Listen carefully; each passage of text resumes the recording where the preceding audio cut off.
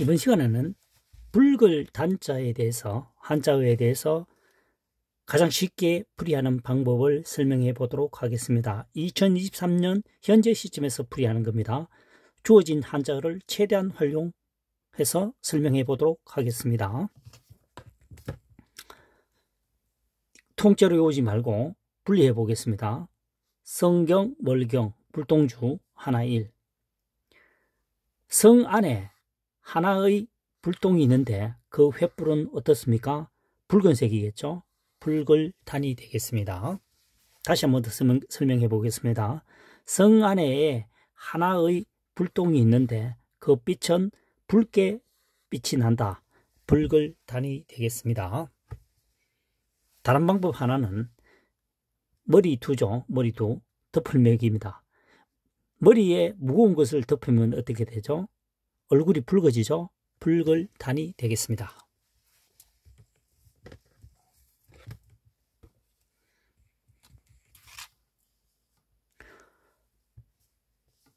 지금까지 설명한 한자어는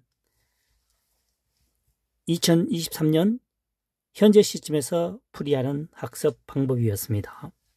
주어진 글자를 가지고 최대한 활용하여 그 훈과 음에 맞게끔 풀이한다는 거죠. 소옥편 8천여자를 파자 분석하면서 얻은 결론입니다. 99%는 주어진 글자 범위 내에서 설명이 됩니다. 1%는 조금 잘 안 되는 경우가 있습니다.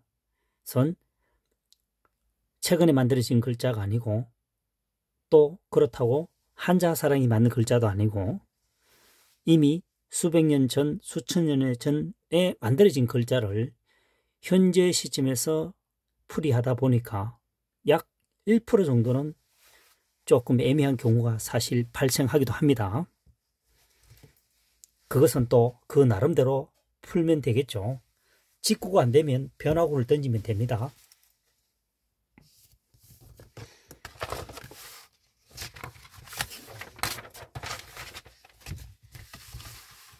이번에 한자어는 뭡니까?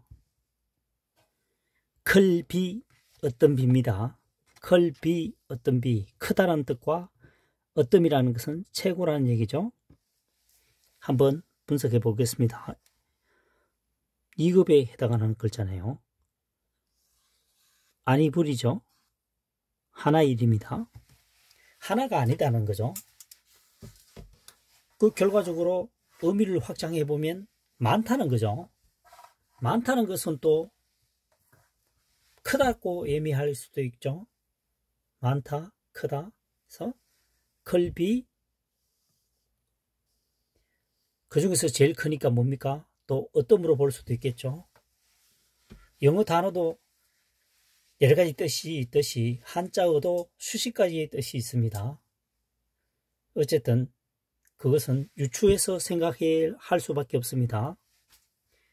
좋게 생각하면 클비와 어떤 비는 다르다라고 생각할 수도 있겠죠. 우선 점차 한자어를 학습하다 보면은 의미 확장이 되겠죠. 다음 글자를 살펴보도록 하겠습니다.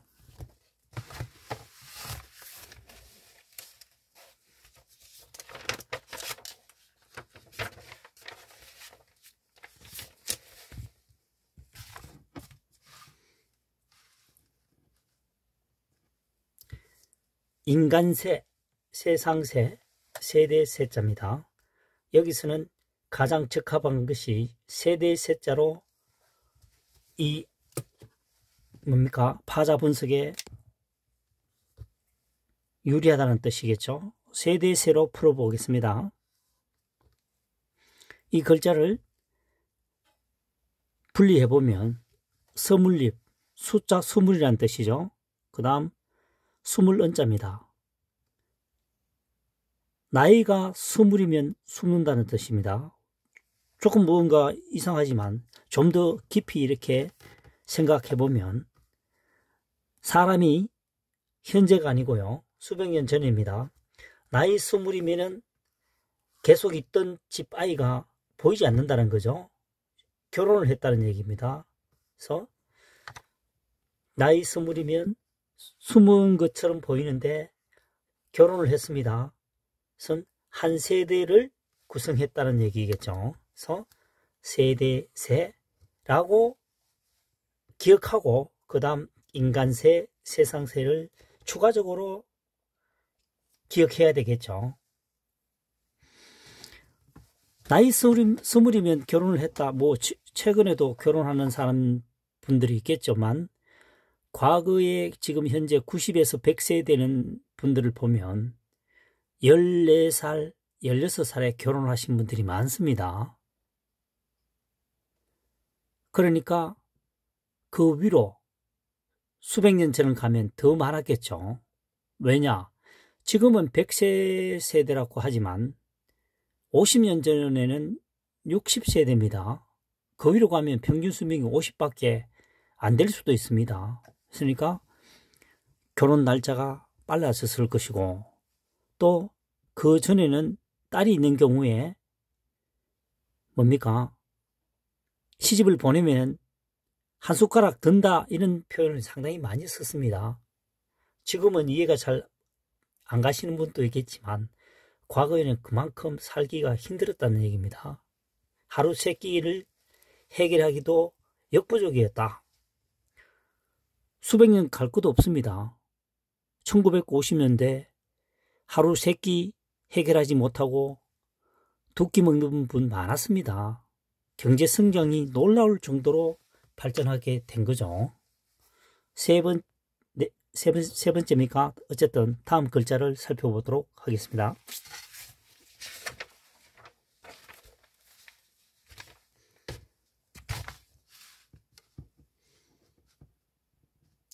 이번 시간에는 갈준자네요. 갈준.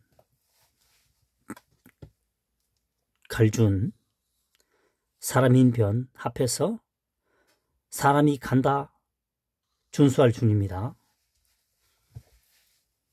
자, 풀이해 보겠습니다. 사람인 변이죠. 변이라고 하는 것은 글이 좌측에 쓰여지는 부수를 말합니다. 한자어를 말합니다. 통상적으로 우리가 알고 있는 사람인은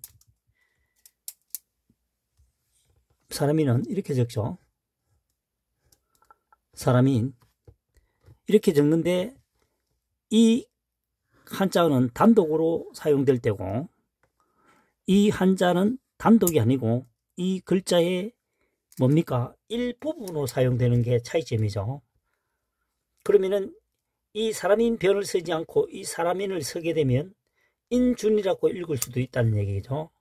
그래서 혼선을 피하기 위해서 또는 두 글자를 합할 때는 간소화하는 차원에서 이렇게 할 수도 있습니다. 사람인 변, 갈준, 사람이 걸어감에 있어서 준수해야 할 일들이 많다 해서 준수할 준으로 학습하면 되겠죠. 기억하면 되겠습니다. 우리가 중걸할 때 많이 쓰죠. 중걸준 해도 되고요. 어쨌든 이 한자어는 준수할 준으로 공부하는 것이 우리가 머릿속에 저장하기 쉽겠죠. 사람이 가는 데 있어서 준수해야 할 일이 많다. 최근에 2023년 입장에서 보면 교통법규를 지켜야 되겠고요. 걸어가다가 사람들과의 접촉관계에 있어서 예절도 지켜야 합니다. 혼자 사는 사회가 아니고 더불어서 살아가는 세대죠. 현재 설명하는 것은 2023년 현재 시점에서 풀이하는 학습 방법입니다. 2023년이라고 하는 것은 주어진 글자, 이 중걸준, 어쨌든 이 훈과 음을 준수할 준을 설명할 때는 주어진 이 한자를 가지고 설명하는 것이 가장 효과적인데 대부분 보면 설명이 되지 않으면 다른 데서 뭔가를 끄집어 옵니다. 추상적인 설명을 하게 되는 거죠.